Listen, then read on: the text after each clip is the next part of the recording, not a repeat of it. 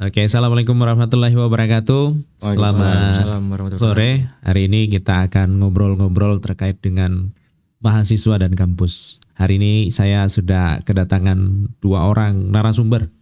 Satu mahasiswa, satu lagi mantan mahasiswa. Boleh perkenalan dulu, Mas? Namanya siapa? Oke, terima kasih Pak. Untuk perkenalkan, nama saya Edwin, mahasiswa semester akhir. Oh, mahasiswa semester akhir ya. Semester akhir Pak. Berarti akan Akhirnya segera berapa? menjadi mantan mahasiswa ini. Iya. Yang mantan mahasiswa namanya siapa? Ya, nama saya Muhammad Asyif. Hmm. Alhamdulillah menjadi mahasiswa S1 10 tahun silam mungkin ya. 10 tahun silam. Iya. Oke, hari ini kita akan membicarakan itu ya, apa namanya, mahasiswa dan kampus di dua zaman itu lah ya. Yang sekarang masih mahasiswa dan yang sebelumnya sudah menjadi mantan mahasiswa. Oke, saya punya beberapa pertanyaan, ini nggak banyak lah terkait dengan mahasiswa dan kampus ini yang bisa mungkin jadi bahan obrolan untuk kita di sini. Mahasiswa itu apa, Mas Edwin? Kalau menurut Mas Edwin? Oke, jadi kalau menurut saya mahasiswa itu adalah seseorang yang melampaui atau mencapai tujuan dalam proses untuk belajar di kehidupan dunia kampus gitu Mas. Jadi seorang siswa atau yang diberi gelar maha itu otomatis kan lebih besar gitu. Jadi di dalam dunia kampus nanti seorang mahasiswa akan dituntut mandiri gitu Mas, dalam proses belajar dalam akademik ataupun di non akademik gitu. Oke, artinya tidak ada campur tangan orang tua lagi ya. Kalau misalkan, Pak, isiin saya KRS begitu, nggak bisa ya? Oh, itu mungkin bisa diatur sendiri. Oh, diatur sendiri ya. Karena apa namanya, saya agak tertarik juga karena sebutan generasi sekarang ini generasi Z kan? Iya. Nah, generasi Z. Jadi mungkin seperti itu. Oke, sekarang saya mau tanya dulu ke mantan mahasiswa ini. Mahasiswa milenial. Mahasiswa milenial. Kalau sekarang kan mahasiswa Z. Oh iya, begitu ya. Kira-kira kalau menurut mahasiswa milenial itu mahasiswa itu yang seperti apa? Ya, ini sih berbagi pengalaman aja gitu ya dalam dulu gitu ya. Ini bukan Abdul ya, Abang dulu gitu ya. Jadi dari pengalaman saya tuh mengenai mahasiswa itu ya seperti yang dikatakan oleh Edwin tadi ya, oleh Edwin, yaitu mahasiswa adalah insan yang belajar di perguruan tinggi ya. Di perguruan tinggi itu bisa macam-macam ya. Bisa sekolah tinggi, akademi, atau mungkin universitas, institut dan seterusnya. Yang mana belajar ini terprogram. Ya, terprogram. Yang mana kalau misalkan S1 itu harus menempuh 144 SKS. Diploma itu berapa gitu kan. Ya. Jadi siswa itu memiliki tanggung jawab untuk belajar gitu ya. Belajar di mana itu kan? Bisa di kampus gitu ya, maupun belajar di luar kampus ini, maksudnya seperti halnya belajar hal-hal lain, belajar kehidupan, hal-hal lain di luar kampus itu, di luar dari yang terprogram mata tadi. Kuliah yang terprogram itu. Oke. Itu kira-kira Pak. Oke, kira-kira nih dengan keadaan sekarang ini kan mahasiswa itu terjadi pergeseran nggak? Apa tadi kan katanya ya mahasiswa itu harus mandiri dan seterusnya. Kalau menurut mantan mahasiswa ini terjadi pergeseran nggak dengan melihat mahasiswa milenial dengan mahasiswa yang generasi Z ini? Apa kira-kira yang cukup berbeda? Ini kalau misalkan dari pandangan saya pribadi gitu ya, tidak mewakili di generasi saya juga sih gitu. Tapi menurut pandangan saya pribadi, ini disclaimer gitu ya. Jadi memang terjadi pergeseran gitu ya, kalau misalkan saya lihat gitu ya, pergeseran terutama dari mungkin dari daya tahan gitu ya, daya tahan survive-nya gitu ya. Bagaimana kita manage keuangan, biasanya kalau misalkan yang masih punya orang tua dan si support gitu ya, disupport oleh orang tua, itu kita harus bisa manage keuangan yang diberikan oleh orang tua kita untuk memenuhi kehidupan kita sehari-hari, yang mana biasanya keuangan itu belum tentu itu banyak. Mungkin beruntung ya teman-teman yang memiliki orang tua dengan background pendapatan lebih gitu ya, sehingga ongkos belajarnya itu mungkin bisa lebih. Tapi bagi mungkin yang saya alami apa ya itu sangat amat ngepres. Bahkan kalau misalkan bisa dikatakan untuk membeli buku aja itu kita agak harus sulit. Harus benar-benar ini menyisihkan uang kita itu seperti halnya misalkan udah hari ini tuh kita makan cuma sekali aja lah gitu, kan cukup gitu. Atau nyari warung-warung yang porsinya gede gitu kan. Jadi sekali makan gitu ya. Portugal gitu ya. Biasanya begitu. Iya. Oke, kalau menurut Mas Edwin ini, kalau sekarang mahasiswa lebih seperti apa Mas menurut Mas Edwin sekarang ini?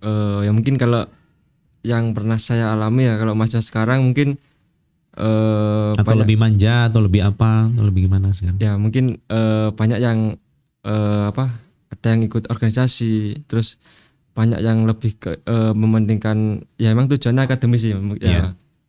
Salah satunya itu. Cuma terkadang untuk mahasiswa sekarang dalam berorganisasi itu apalagi di internal kampus ya, itu kayak kurang gitu antusiasnya kemarin. Oke. Dan kurang antusiasnya karena apa? Karena dunia luar kampus lebih menggairahkan atau lebih menggembirakan atau lebih apa? Mungkin itu nanti bisa ditelusuri lebih lanjut lah Pak. Ya. Loh, kan mumpung di sini kan bisa disampaikan kira-kira ini penyebabnya mahasiswa itu ternyata lebih suka di luar kampus itu apa? Belum tahu, masih belum ditelusuri. tahu. Mungkin ya di sisi lain karena akademik emang lebih penting sih Pak ya. Oke. Karena ya mungkin kalau bisa dibilang pernah saya dengar dari angkatan-angkatan yang atas, mungkin kalau dulu kan telat beberapa tahun kan itu masih bisa diwajarkan. Cuma kalau pada saat sekarang itu mahasiswa kalau udah telat ataupun telat minimal 1 tahun itu udah pada banyak yang pengen cepat lulus, pengen nyari kerja. Cuma sekarang itu. Oh gitu. Mahasiswa yang pernah saya dengar itu Mas. Oke, jadi pengennya cepat lulus, cepat kerja gitu ya. Ya. Cuman nggak mau susah gitu, bukan? Nah itu saya masih belum bisa menjawab. Tadi kalau Pak Asip ceritanya kan zaman dulu mahasiswa tuh susah betul kayaknya ya. Untuk membeli buku aja harus menyisihkan uang jajannya tadi itu. Ya. Oke, kita pindah sedikit ini ke kampus gitu ya. Kampus itu harusnya seperti apa menurut Mas Edwin? Ini seperti apanya dalam bentuk apa? Bayangan Mas Edwin, kampus itu adalah begini gitu. Apa tempat belajar kah atau tempat apa kah, tempat mencari teman kah, atau mencari calon pasangan dan seterusnya? Ya mungkin itu salah satunya Pak ya.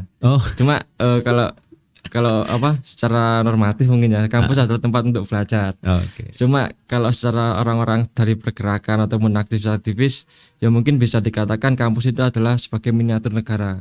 Gitu. Okay. Kampus adalah miniatur negara. Jadi orang-orang yang bisa hidup atau bisa survive di kampus dengan berorganisasi berarti dia suatu saat mungkin gitu ya bisa juga mengatur atau memanage negara gitu ya. Insya Allah. Oke, pandangan dari mantan mahasiswa ini kampus itu seperti apa harusnya? Yang saya perhatikan ini nyambung yang tadi juga sih sebenarnya. Kalau misalkan yang saya perhatikan itu ya dari generasi itu ada perbedaan. Mungkin salah satunya memang mungkin untuk background ya.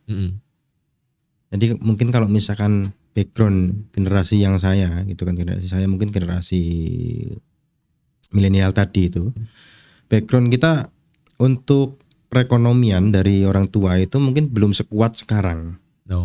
Gitu ya. Kalau misalkan dilihat dari perekonomian negara pun waktu itu memang kita masih sangat amat bertumbuh sekali, apalagi 98 ada inflasi yang mana mungkin sebagian dari orang tua kita itu ada yang mengalami kolaps juga gitu ya, dalam perekonomian, sehingga itu juga akan mempengaruhi ke watak begitu ya, watak generasi. Dan kalau generasi sekarang ya alhamdulillah sudah melalui periode reformasi itu dan juga lebih demokratis dan dari segi perekonomian itu lebih melejit kan, sehingga kemakmuran mahasiswa sekarang itu bisa dikatakan lebih layak lah gitu kan daripada yang zaman dulu, yang mana mungkin gitu ya kalau misalkan dulu pada generasi saya beli buku itu harus menyisihkan uang jajan. Kalau misalkan sekarang mungkin ya tapi ini belum saya cross check juga ya, tapi yang saya perhatikan aja mungkin kalau misalkan beli buku, beli peralatan untuk praktikum atau segala macam itu masih bisa untuk minta lagi, gitu, dianggarkan lagi gitu. Kirain sisa uang buku itu ternyata untuk uang jajan, bukan ya? Karena ini Karena jatah uang bukunya yang sangat besar gitu tadi ya. ya juga Bukan ya. ya? Dan ini terefleksi di gambaran mengenai kampus. Kalau misalkan dulu gitu ya, pada saat saya belajar gitu ya, kampus itu ya sebagai ruang bermain aja gitu kan, ruang bermain yang mana tempat bermainnya ya mengenai apa, kita melihat ada misalkan buku-buku atau apa, yang mana kita bisa bermain untuk menjelajahi dunia dengan buku-buku yang kita pelajari, ataupun dengan kita diskusi di dalam kelas dengan dosen gitu ya, diskusi di dalam kelas, atau mungkin dengan teman sejawat gitu kan, teman-teman satu angkatan, teman-teman satu kelas itu, kita lebih banyak diskusi mengenai keilmuan apa yang kita bahas gitu ya di situ. Nah, tetapi di masa sekarang saya melihat gitu ya, mungkin banyak orang melihat kampus gitu ya, ini sebagai tanda kutip itu tempat parkir aja. Tempat parkir gitu ya. aja. Menarik. Jadi kita cuma singgah gitu ya. Datang singgah gitu ya. Terus kemudian kuliah, mendengarkan segala macam. Setelah itu udah pulang. Keluar. Ya. Entah itu dia shopping atau mungkin nongkrong gitu ya. Atau hal-hal lain gitu ya. Saya juga pernah membaca salah satu buku itu. Memang harusnya mahasiswa sekarang yang bisa kuliah di kampus itu harusnya adalah orang-orang yang beruntung. Harusnya ya. Jadi mereka harusnya bisa memposisikan diri sebagai mahasiswa, harus bisa juga memanfaatkan kampusnya itu supaya nanti untuk bisa membekali dirinya dari itu. Karena tidak semua orang kan bisa kuliah di kampus tadi itu. Iya, Pak. Banyak juga orang yang punya berhasil itu tidak dari kuliah, tapi tidak banyak juga orang yang tidak berhasil itu karena tidak kuliah kan. Jadi walaupun banyak yang bilang mungkin salah satunya ya tidak perlu kuliah dan segala macamnya, nanti keahlian dan seterusnya, tidak perlu ijazah dan seterusnya. Tapi kan setidaknya ketika kita kuliah itu kita juga bisa tadi kan ya menikmati. Itu nyambung dengan yang tadi Pak. Jadi ada akses informasi juga. Iya betul. Kalau pada saat zaman saya kuliah mungkin akses informasi itu tidak seterbuka sekarang gitu kan, tidak semudah sekarang. Kalau misalkan sekarang mungkin udah sangat terbuka gitu ya. Yang mana kalau saat dulu saya masih kuliah mungkin saya harus mengunjungi perpustakaan untuk bisa mengakses ke jurnal gitu ya. Jurnal-jurnal tertentu atau mungkin saya harus mau baca buku tertentu itu saya harus ke perpustakaan. Begitu juga kalau misalkan saya pengen mendapatkan informasi-informasi penting, entah itu mengenai perkuliahan atau mengenai penelitian gitu ya, itu saya bisa dapatkan dari diskusi juga dengan teman-teman itu gitu. Tapi kalau misalkan sekarang sepertinya kita bisa lebih mudah cek YouTube gitu ya, atau mungkin cek Google, itu sudah bisa terbaca semua. Bahkan kalau sekarang itu udah sudah bikin skripsi sendiri ya. AI, ya bisa bikin skripsi sendiri gitu. AI itu sudah. Mas Edwin sudah pernah menggunakan ini chat. Jadi dia bisa membuat skripsi sendiri kayaknya nanti. Saya masih belum tahu ini sebenarnya. Ini kayaknya kurang gaul juga ini. Kemarin ya mungkin kalau kita bermain media sosial kan mungkin ada di video TikTok ataupun Instagram di videonya itu menjelaskan terkait bagaimana kita untuk merangkum lebih cepat tanpa kita membaca semua gitu. Iya. Itu ada aplikasi. Perbedaan generasi Facebook dengan generasi TikTok ini. Iya. Oke. Tapi ada yang menyambungkan sama-sama Instagram. Iya. Oke, sekarang ini kayaknya nggak lama lagi nih, mungkin dari Mas Edwin dulu nih, harapannya nanti setelah selesai di kampus itu mau ngapain gitu? Kalau harapan saya sendiri sih kalau habis lulus dari S1, kalaupun nanti ada rezeki ya insya Allah bakal lanjut di S2 lagi Pak. Kalaupun nanti masih belum ada rezeki ya mungkin nanti bakal cari kerja dulu, cari pengalaman gitu, cari pengalaman dulu untuk kerja. Belum cukup pengalaman di kampus? Kan sudah ada Merdeka Belajar itu. Oh, dan kebetulan kemarin saya itu ikutnya bukan yang MBKM, Pak. Oh, belum ikut ya. Magang reguler. Oh, magangnya reguler. Kalau mantan mahasiswa ada MBKM dulu? Nggak ada, Pak. Oh, nggak ada ya. Enak banget. Kalau misalkan teman-teman saya itu ya, saya beberapa kali sharing dengan teman-teman saya, pendapat mereka mengenai MBKM itu enak banget itu. Iya. Karena ya kita berkegiatan apapun itu bisa direkognisi untuk menjadi mata kuliah seperti kita berwirausaha. Teman saya dulu ada yang berwirausaha dari semenjak dia tingkat 1. Nah, kalau misalkan di MBKM sekarang mungkin bisa direkognisi menjadi mata kuliah wirausaha itu sendiri. Atau mungkin berorganisasi gitu. Dulu kalau misalkan saya organisasi ya karena benar-benar minat, karena benar-benar niat pengen berorganisasi, pengen belajar organisasi. Tetapi kalau misalkan sekarang kayaknya itu juga bisa direkognisi begitu, Pak. Oh, itu sangat amat menarik sekali gitu. Enak banget itu ya sekarang itu kan. Jadi setiap SKS-nya gitu ya. Setiap bergerak ada nilainya ini. Nah, ya itu kira-kira gimana begitu. Kalau menurut Mas Edwin ini ya. Ini yang diharapkan nilainya atau ilmunya? Kalau sekarang kan bergerak ada nilainya maksud saya tadi. Itu sebenarnya juga menarik itu, Pak. Karena apalagi sekarang kan MBKM yang mana mahasiswa itu kan biasanya ikut MBKM itu semester 6, Pak ya. 6 7 ya, 6 7. Mungkin 6, 7 ya. Kalaupun ikut organisasi kan itu udah udah di masa akhir. Kenapa kita masih ikut organisasi sama ikut magang? Jadi kayak misal magangnya di luar tapi kita harus organisasi juga. Kan itu saling bertabrakan itu, Pak, untuk waktunya. Jadi kalaupun nanti organisasi bisa dikonversi menjadi SKS, itu mungkin bisa jadi menarik minat mahasiswa lagi mungkin, Pak. Oh, menarik mahasiswa untuk berorganisasi lagi gitu ya. Direkognisi sebagai leadership mungkin ya. Ya, mungkin statusnya bisa, ini ya. Iya. Iya. Pengabdian gitu ya. Dengan program pemerintah yang banyak sekarang dengan MBKM, saya rasa itu semua mungkin masih bisa disesuaikan lah ya.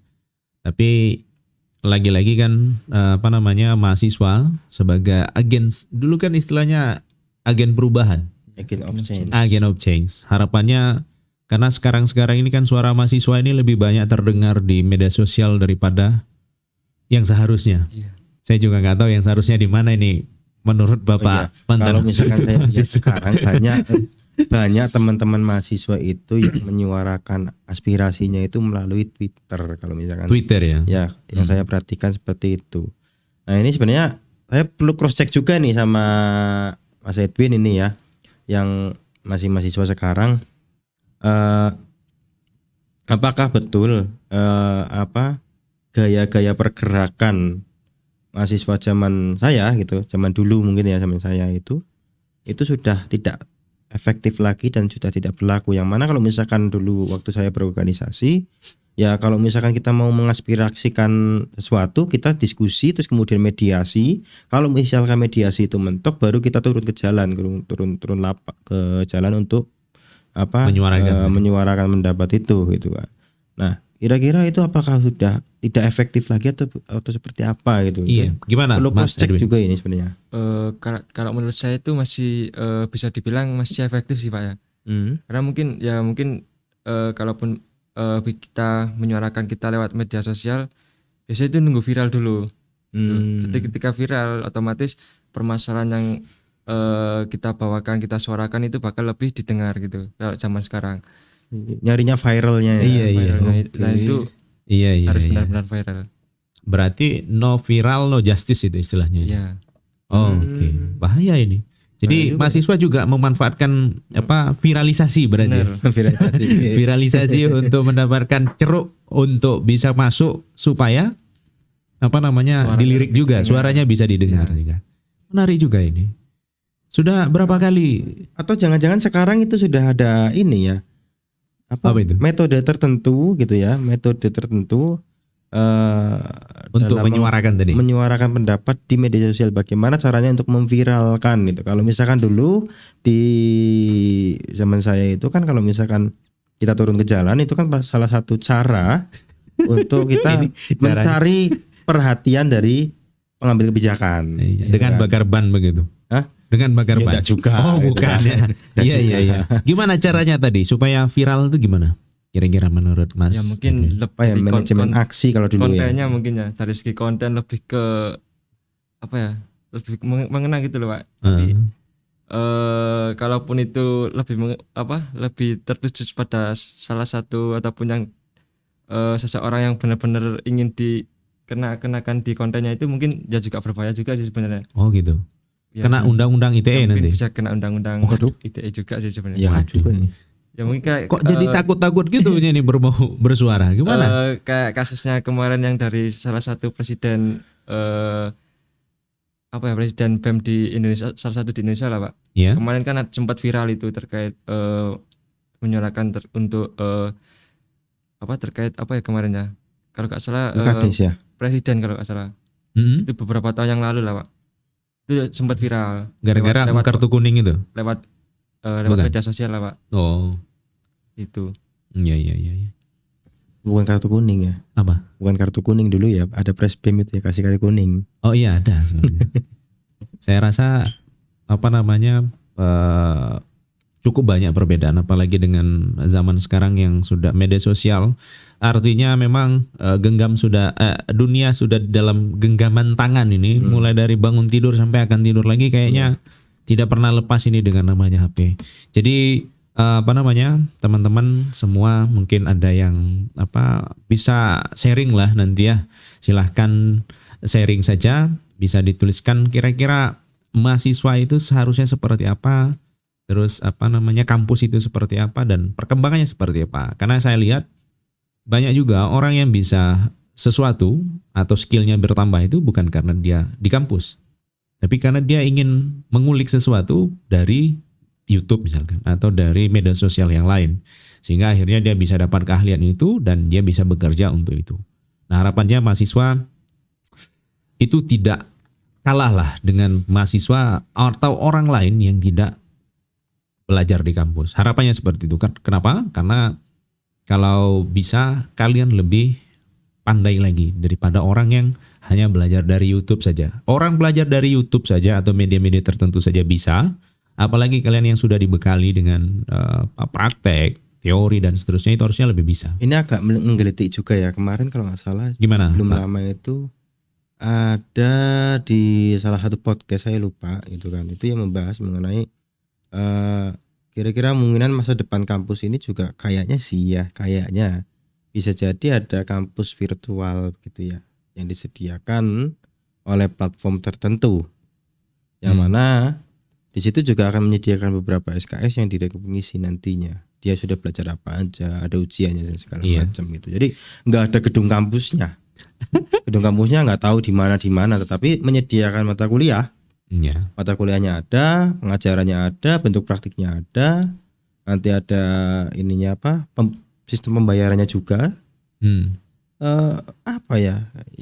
Serba virtual nanti. Serba virtual gitu kan. Dan tapi kalau kedokteran virtual nanti repot juga itu. Bagaimana caranya membedah gitu? Virtual mungkin nanti. itu mungkin menjadi salah satu ini ya.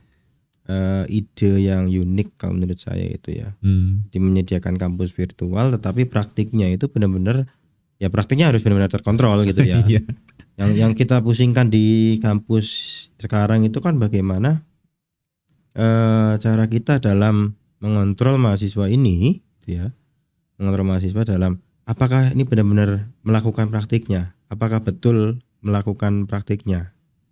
Itu kan yang menjadi PR biasanya. Dan dengan adanya MBKM tadi, Merdeka Belajar tadi itu, saya kira itu bisa menjadi wadah, salah satu wadahnya lah itu kan. Kita bisa belajar di luar, terus kemudian dosennya itu tinggal cek apakah benar apa enggak, terus kemudian cross check ke instansi mitra dan seterusnya gitu. Mungkin itu bisa menjadi win-win solutionnya gitu. Oke, kayaknya itu saja. Nanti harapannya obrolan kita ini juga masih, kalau ada waktu nanti mungkin bisa berlanjut juga, Mas Edwin. Harapan saya setelah jadi mahasiswa itu juga perlu dipikirkan akan kemana gitu ya. Kalau beliau kan sudah mantan mahasiswa, pasti sudah selesai itu memikirkan nanti langkah ke depannya seperti apa. Oke, itu saja mungkin teman-teman semua yang bisa kita obrolkan pada kesempatan kali ini. Kalau ada yang kurang berkenan, saya mohon maaf. Dan tadi ya, Kalau ada pesan-pesan mungkin nanti bisa menghubungi beliau-beliau ini juga. Ada yang mahasiswa, ada yang mantan mahasiswa. Assalamualaikum warahmatullahi wabarakatuh. Waalaikumsalam warahmatullahi wabarakatuh.